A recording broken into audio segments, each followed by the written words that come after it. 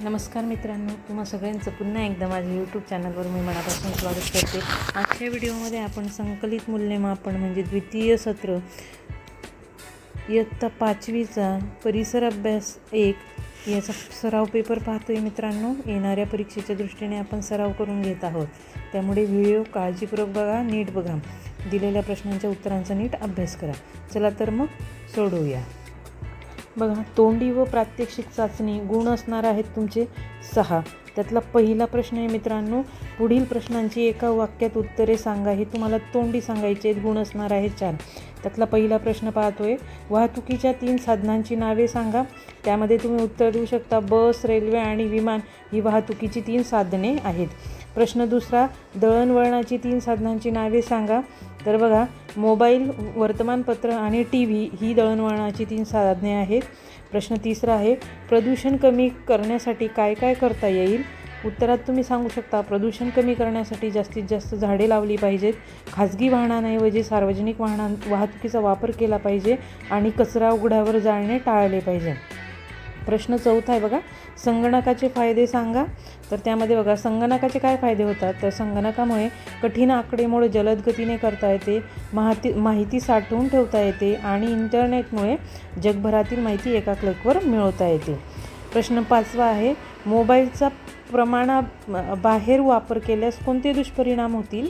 तर बघा, मोबाईलचा अतिवापर केल्याने डोळ्याचे विकार जळतात, एकाग्रता कमी होते, झोप पूर्ण होत नाही आणि शारीरिक हालचाल कमी झाल्याने आरोग्याच्या तक्रारी वाढतात. प्रश्न दुसरा पाहतोय मित्रांनो, काय आहे. तर बघा, पुढे दिलेल्या महाराष्ट्राच्या नकाशात पुढील बाबी सूचीसह दाखवा. त्यामध्ये तुम्हाला चादरींसाठी प्रसिद्ध असलेले गाव तर तुम्हाला माहिती पाहिजे. चादरींसाठी कुठलं गाव प्रसिद्ध आहे, तर ते आहे सोलापूर. ते तुम्हाला नकाशात दाखवायचं आहे. हेमरू शालीसाठी प्रसिद्ध असलेले ठिकाण कोणतं आहे, तर ते आहे छत्रपती संभाजीनगर. कोणतं? संभाजीनगर म्हणजे औरंगाबाद नगर. येवला साडीसाठी प्रसिद्ध ठिकाण, तर येवलासाठी कोणतं? नाशिक जिल्हा आहे मित्रांनो. नाशिक, येवला हे नाशिक जिल्ह्यात येत असतं. आणि महाराष्ट्रातील आर्थिक घडामोडीचे प्रमुख केंद्र तर ते कोणतं आहे? मुंबई. कुठलं आहे? मुंबई. तर बघा, इथं सोलापूर आहे, बरोबर, हा सोलापूर येतो मित्रांनो. नंतर बघा, छत्रपती संभाजीनगर, हा छत्रपती संभाजीनगर आहे, संभाजीनगर. त्याच्यानंतर नाशिक, हा तुमचा नाशिक, आणि ही इथे मुंबई इकडे, असं तुम्हाला नकाशात दाखवता यायला पाहिजे. वळूया पुढच्या प्रश्नाकडे. तर बघा, प्रश्न आता बघा, लेखी चाचणी आहे, त्याच्यासाठी तुम्हाला गुण आहे 24. तर त्याच्यातला प्रश्न तिसरा आहे बघा, रिकाम्या जागी कंसातील योग्य शब्द लिही. तर बघा, सोलापूर जिल्ह्यातील टिंबटिंब येथे माळढोक पक्षी अभय अरण्य आहे. तर बघा, उत्तर असणार आहे नान्नज. कुठे? नान्नज या ठिकाणी सोलापूर जिल्ह्यात माळढोक पक्षी अभयारण्य आहे. बघा, गोड लागणाऱ्या पदार्थांमध्ये विविध प्रकारच्या टिंबटिंब असतात. तर काय असतात? शर्करा. शर्करा म्हणजे काय रे? साखर. टिंबटिंब हा रोग प्रतिबंधाचा एक उत्कृष्ट उपाय आहे. तर काय? लसीकरण. लसीकरण, बरोबर. त्याच्यानंतर बघा, शेवटचं, कार्य करण्याच्या क्षमतेला टिंबटिंब असे म्हणतात. तर कार्य करण्याच्या क्षमतेला काय म्हणतात? ऊर्जा असे म्हणतात. प्रश्न चौथा पाहतोय, खालीलपैकी सामाजिक आरोग्याला घातक सवयी पुढील चौकोनात अशी खूण करा. म्हणजे ज्या चुकीच्या सवयी असतील त्यांना. जुने झालेले टायर जाळणे चुकीचं आहे मित्रांनो, प्रदूषण होतं त्याच्याने. रस्त्यावर कुठे थुंकणे चुकीचं आहे. घरातील कचरा रस्त्यावर टाकणे चुकीचं आहे. पाळीव प्राण्यांची देखभाल घेणे हे बरोबर आहे. वळूया पुढच्या प्रश्नांकडे. बघा, प्रश्न 5वा आहे, कारणे लिहा. तर बघा, पहिला आहे, भरभर जेवताना ठसका लागला. तर याचं उत्तर काय लिहिणार मित्रांनो. तर भरभर जेवताना अन्नाचे कण श्वासनलिकेत जाण्याची शक्यता असते. जेव्हा अन्न चुकून अन्ननलिकेच्या ऐवजी श्वासनलिकेत जाते तेव्हा शरीर ते बाहेर ढकलण्यासाठी जोराने हवा ढकलते, त्यामुळे आपल्याला काय येत असतो? ठसका येत असतो. बघा दुसरा प्रश्न आहे, बाळ लहान असते तेव्हा स्वतःची कोणतीही कामे करू शकत नाही, तर का नाही करू शकत? तर बघा, लहान बाळाच्या शरीरातील स्नायू आणि हाडे पूर्णपणे विकसित झालेली नसतात, तसेच त्यांच्यात हालचालींवर नियंत्रण मिळवण्याचे कौशल्य आणि समन्वय नसते विकसित झालेले. त्याच्यामुळे लहान मूल हे स्वतःचे कामं स्वतः करू शकत नाही. आणि प्रश्न काय म्हणतो मित्रांनो, तर भारतातील लोकांच्या पोशाखात विविधता आढळते. तर बघा, भारताच्या विविध भागात हवामान, भौगोलिक परिस्थिती आणि संस्कृती ही वेगवेगळी आहे. प्रत्येक प्रदेशातील परंपरा आणि उपलब्ध हवामानानुसार लोक आपला पोशाख निवडतात, म्हणून पोशाखात विविधता आपल्याला दिसते. बघा प्रश्न 6वा बघूया मित्रांनो. खालील प्रश्नांची थोडक्यात उत्तरे लिहा. तर आपण कोणकोणत्या सार्वजनिक सुविधांचा वापर करतो? तर बघा, आपण बस, अजून रेल्वे, अजून सार्वजनिक वाचनालये,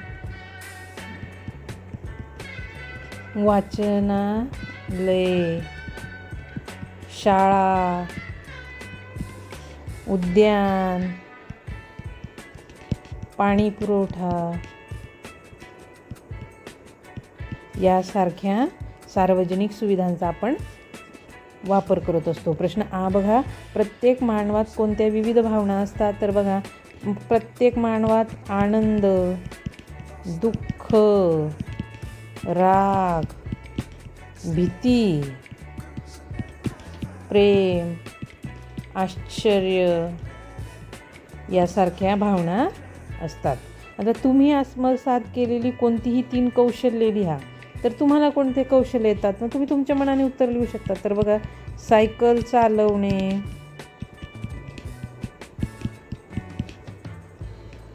आणखीन कुठलं? चित्रकला. तुम्हाला जे येईल ते तुम्ही लिहू शकतात. पोहणे, कोणाला गायन, ज्या पद्धतीने तुम्हाला वाटेल ते तुम्ही त्याची उत्तरं लिहू शकतात. बघा, रोगाची साथ येते तेव्हा काय होते? तर बघा, रोगाची साथ येते तेव्हा एकाच वेळी अनेक लोकांना एकाच प्रकारच्या आजाराची लागण होते, त्यामुळे सार्वजनिक आरोग्य धोक्यात येते. रुग्णालयातील गर्दी वाढते आणि संसर्ग रोखण्यासाठी प्रतिबंधात्मक उपाय करावे लागतात, जसं की कोरोनामध्ये झालेलं होतं मित्रांनो. तर बघा, पुढचा प्रश्न बघूया. तर बघा, 7वा प्रश्न आहे, योग्य जोड्या लाव. गट आणि गट ब. तर यामध्ये फुफ्फुसे, जठर, हृदय, मेंदू आणि रक्ताभिसरण, श्वसन संस्था आणि चेतासंस्था आणि पचन संस्था. तर बघा, फुफ्फुसे आहेत, हे काय? श्वसन संस्थेशी आहे मित्रांनो, संबंधित आहे. जठरामध्ये काय होतं? पचन संस्थेशी संबंधित आहे. हृदय रक्ताभिसरण आणि मेंदू चेतासंस्था. या पद्धतीने तुम्ही त्याच्या जोड्या जुळवायच्या आहेत. वळूया पुढच्या प्रश्न 8. खालील विधाने चुकी बरोबर ते लिही. तर बघा, पहिला आहे, सर्व गतिमान वस्तूंमध्ये गतीज ऊर्जा असते. तर उत्तर काय असणार आहे मित्रांनो? बरोबर. तर त्याचं कारण काय आहे? पदार्थाच्या गतिशील अवस्थेमुळे प्राप्त होणाऱ्या ऊर्जेला गतीज ऊर्जा म्हणतात. पदार्थ सूक्ष्म कणांनी बनलेले आहे. उत्तर बरोबर. तिसरं आहे, कर्बोदकापासून शरीराला ऊर्जा मिळते. बरोबर आहे मित्रांनो. आणि चौथा आहे, वन्य प्राण्यांच्या संख्येत दिवसेंदिवस घट होत आहे. हे सुद्धा काय आहे? बरोबर. जंगलं तोडल्यामुळे जंगली प्राण्यांच्या संख्येत घट होताना आपल्याला दिसत आहे. तर बघा, प्रश्न 9वा शेवटचा प्रश्न आहे मित्रांनो. 8 झाला आणि 9वा. आता बघा, शाळेच्या जडणघडणीत समाज आपला वाटा कसा देऊ शकतो? तर उत्तरात तुम्ही लिहू शकतात मित्रांनो, शाळेच्या प्रगतीत समाजाचा मोठा वाटा असतो. नागरिक किंवा विविध संस्था शाळेत खालीलप्रमाणे मदत करू शकतात, जसं की शाळेला शैक्षणिक साहित्य किंवा खेळाचे साहित्य पुरवणे, शाळेसाठी ग्रंथालय, प्रयोगशाळा किंवा संगणक कक्ष उभारण्यास मदत करणे, तज्ज्ञ व्यक्तींनी शाळेत येऊन विद्यार्थ्यांना मार्गदर्शन करणे, शालेय परिसराच्या स्वच्छतेसाठी किंवा वृक्षारोपणासाठी श्रमदान करणे. प्रश्न 2 आहे बघा, संतुलित व्यक्तिमत्वामुळे आपल्याला कोणते फायदे होतात? तर बघा, पहिला आहे, आपण आपली कामे उत्साहाने आणि कार्यक्षमतेने करू शकतो. शारीरिक आणि मानसिक आरोग्य चांगले राहते, समाजात वावरताना आत्मविश्वास वाढतो आणि इतरांशी संबंध सुधारतात. कोणत्याही संकटाचा किंवा आव्हानाचा धीराने सामना करण्याची शक्ती मिळते. या पद्धतीने आपण ही प्रश्नपत्रिका सोडून घेतली मित्रांनो. तुम्ही या प्रश्नपत्रिकेचा नीट अभ्यास करायचा आहे. ही तुमच्या सिलेबसवर आधारित पेपर आहे मित्रांनो. आणि कुठल्याही परीक्षेत यश मिळवायचं असेल तर सराव हा अतिशय महत्त्वाचा असतो.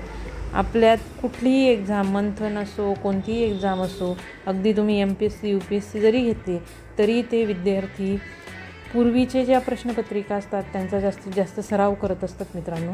म्हणून तुम्हीसुद्धा तुमच्या परीक्षेत तुम्हाला चांगले गुण मिळवायचे असतील तर तुम्हीसुद्धा यासारख्या प्रश्नपत्रिका जास्तीत जास्त सोडवायच्या आहेत. त्याच्यासाठी आपल्या चॅनलला सबस्क्राईब करून ठेवा. आपल्या चॅनलवरती असे व्हिडिओ येत राहतात. व्हिडिओ पाहिल्याबद्दल तुम्हा सगळ्यांचे मनापासून धन्यवाद.